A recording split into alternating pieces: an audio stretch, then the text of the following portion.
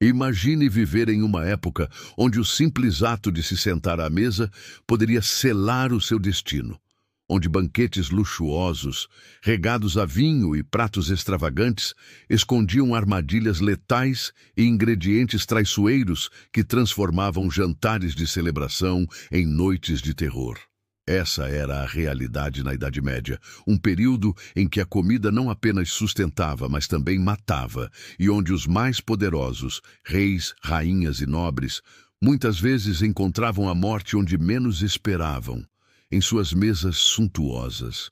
Hoje, eu vou te conduzir por um capítulo sombrio da história medieval, onde os banquetes, repletos de iguarias raras e exóticas, escondiam perigos mortais e conspiradores silenciosos, prontos para derrubar impérios com um simples cálice ou pedaço de carne temperada.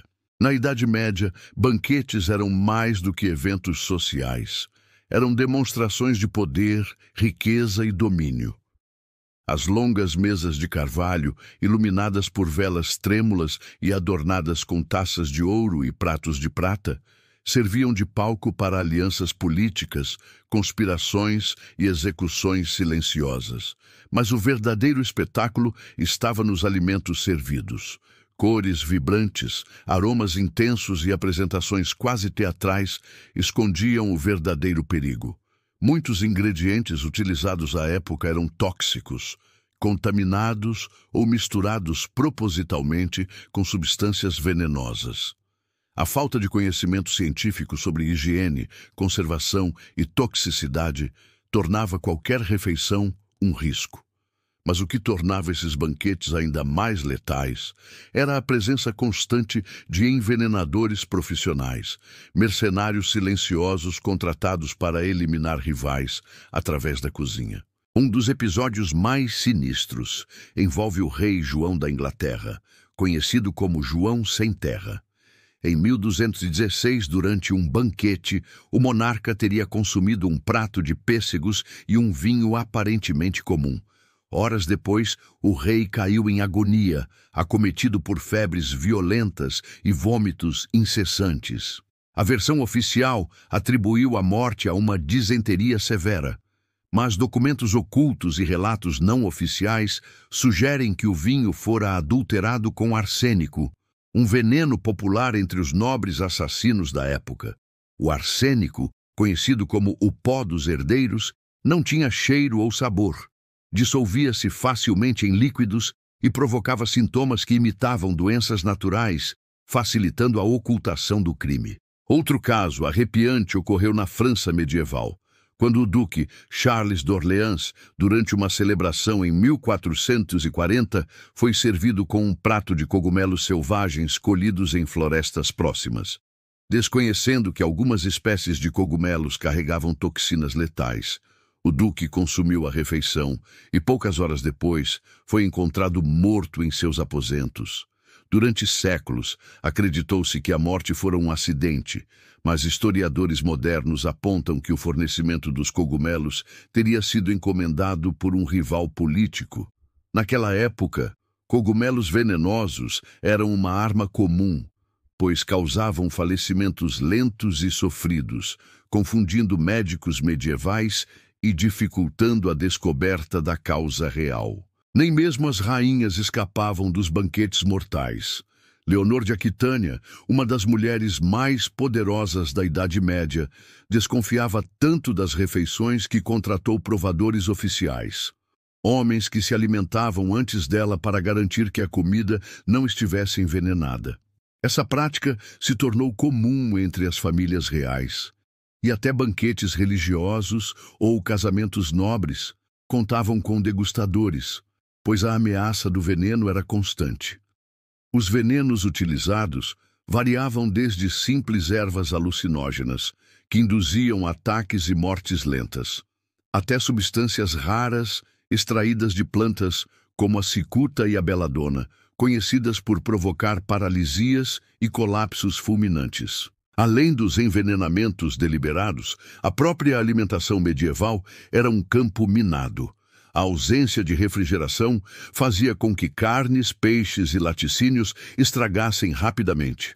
Para disfarçar odores e sabores da decomposição, os cozinheiros recorriam a quantidades absurdas de especiarias, como canela, cravo e noz moscada. Ingredientes que, em excesso, também podiam ser tóxicos.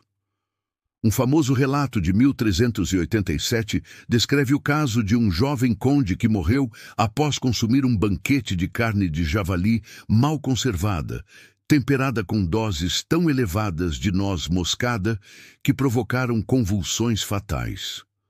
Naquele tempo, o limite entre o luxo e a letalidade era perigosamente tênue. O peixe era outro alimento traiçoeiro. Servido em grandes quantidades durante a Quaresma e outras festividades religiosas, o pescado, mal armazenado, acumulava toxinas bacterianas. Um episódio particularmente macabro ocorreu no mosteiro de St. Benet's, na Inglaterra, onde 20 monges morreram após consumir um prato de enguias em conserva. As enguias, pescadas semanas antes e armazenadas em barris de madeira, haviam fermentado, criando um ambiente propício para a proliferação de toxinas. Os monges foram encontrados agonizantes no refeitório, com relatos de alucinações e ataques violentos momentos antes da morte. Mas nenhum alimento medieval carregava tanta reputação sinistra quanto o famoso pão negro. Feito de centeio contaminado pelo fungo Claviceps purpurea, esse pão, consumido principalmente pelos camponeses mais pobres, causava uma doença conhecida como fogo de Santo Antônio. Os infectados sofriam com queimaduras na pele, gangrenas e delírios visuais. Muitos acreditavam tratar-se de possessão demoníaca, mas, na verdade, os alucinógenos liberados pelo fungo provocavam surtos coletivos. Em 944, na França, mais de 40 mil pessoas morreram após consumir o pão envenenado. O alimento, ao contrário de outras iguarias fatais, não era preparado intencionalmente para matar, mas a ignorância sobre os perigos do centeio contaminado transformava o pão em um assassino invisível. Curiosamente, o mel, considerado puro e medicinal, também escondia perigos mortais. No Império Bizantino, relatos descrevem o uso de mel tóxico, produzido a partir de flores de rododendro. Este mel, conhecido como mel louco, continha graianotoxinas, substâncias que causavam confusão mental, náuseas e até morte. O general romano Xenofonte, em sua expedição pelo Mar Negro, registrou que seus soldados foram envenenados após consumir bolos feitos com esse mel. Séculos depois, nobres bizantinos utilizariam a mesma técnica para eliminar adversários discretamente. A cozinha medieval era um palco de sobrevivência, onde o conhecimento culinário era uma arma, e os cozinheiros, verdadeiros guardiões de segredos e venenos. Não era raro que chefes medievais fossem treinados em alquimia e botânica, dominando o uso de ervas, fungos e substâncias perigosas. Eles conheciam os limites entre a dose terapêutica e a letal, e sabiam como disfarçar os sinais de envenenamento, tornando-se peças fundamentais em conspirações políticas. Quem controlava a cozinha, controlava a corte. Ao final de cada banquete, quando as luzes das tochas se apagavam e os corpos caíam, restavam apenas os murmúrios de traição, os resquícios de veneno nos cálices e a certeza de que, na Idade Média, a refeição mais luxuosa poderia ser a última. O ato de se alimentar, que deveria ser sagrado e vital, transformava-se em um jogo cruel de poder e sobrevivência. Um lembrete sombrio de que, naquela era, o verdadeiro perigo estava servido à mesa, disfarçado de iguaria. Se você achou que os banquetes mortais da Idade Média eram os únicos responsáveis por transformar celebrações em tragédias silenciosas, prepare-se, porque o terror à mesa não parava por aí. Na continuidade dessa história obscura, vamos mergulhar mais fundo nos métodos sinistros usados para eliminar nobres, cavaleiros e até religiosos poderosos. E dessa vez, não apenas com venenos ou alimentos deteriorados, mas com receitas ritualísticas e ingredientes amaldiçoados, preparados em cozinhas ocultas, longe dos olhos da corte. É o lado mais sombrio da alimentação medieval. Pratos que não só matavam, mas amaldiçoavam quem os tocava.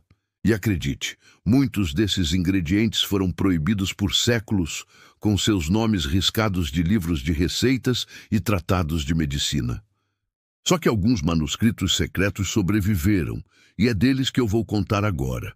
Entre as sombras da Europa medieval, existiam sociedades secretas de cozinheiros, chamados de cozinheiros das trevas.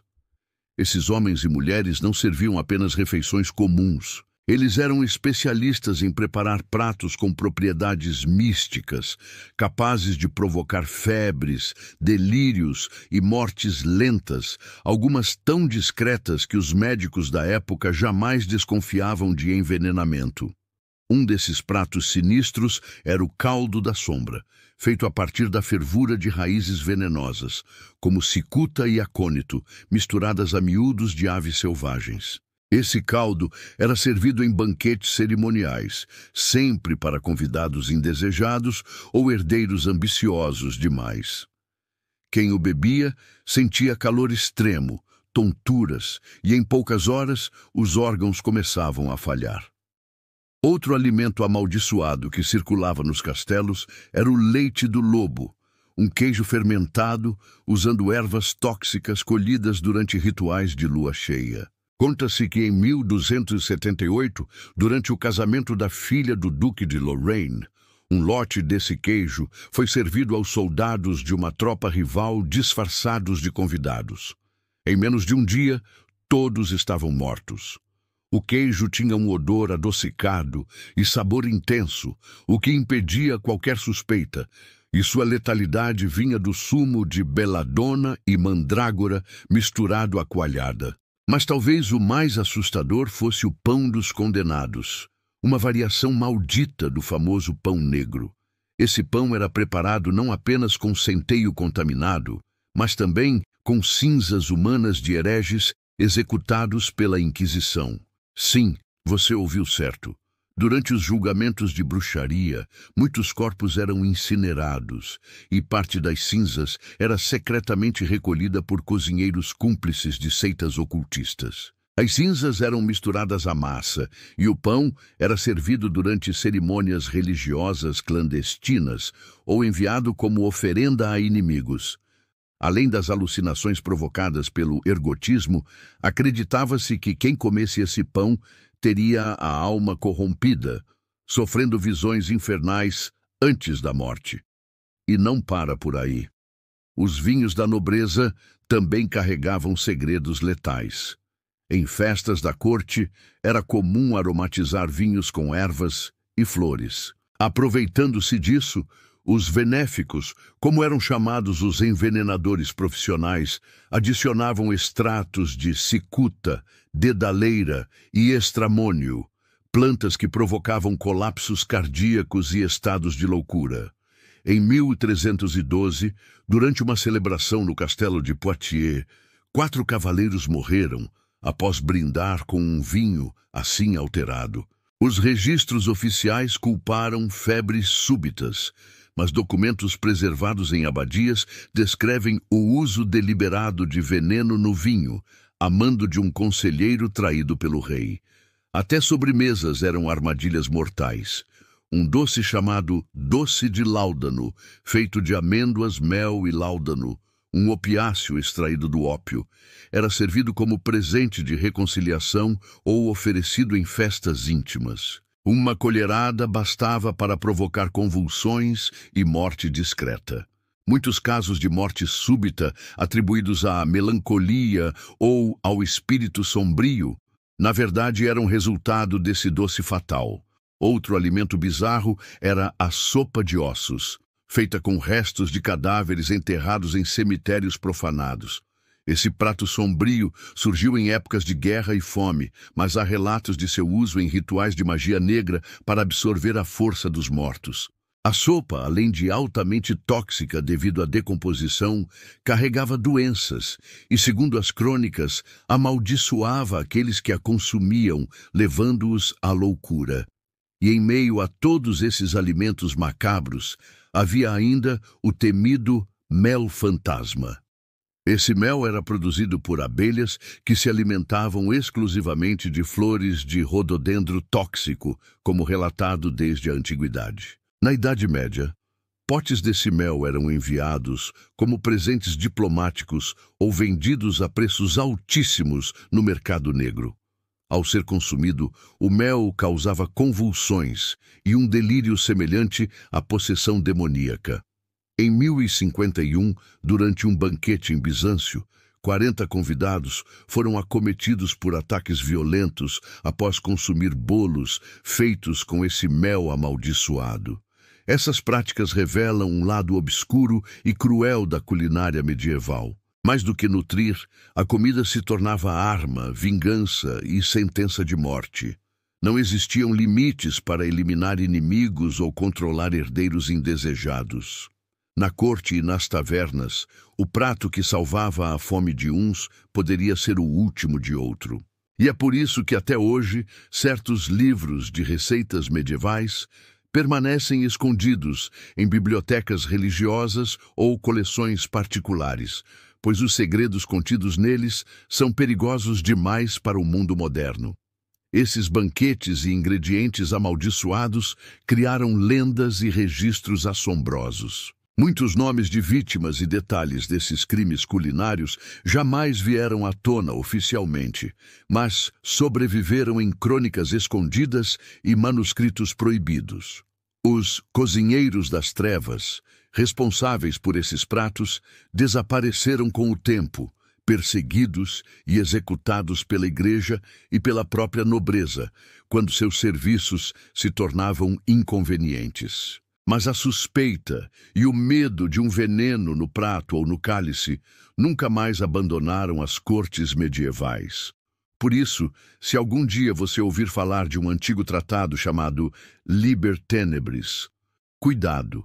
Dizem que ele contém as receitas originais desses alimentos mortais, junto com instruções ritualísticas para realizar banquetes de sacrifício e envenenamento coletivo. Uma relíquia que, segundo lendas, quem lê se torna amaldiçoado a repetir os mesmos crimes culinários ou a ser vítima deles.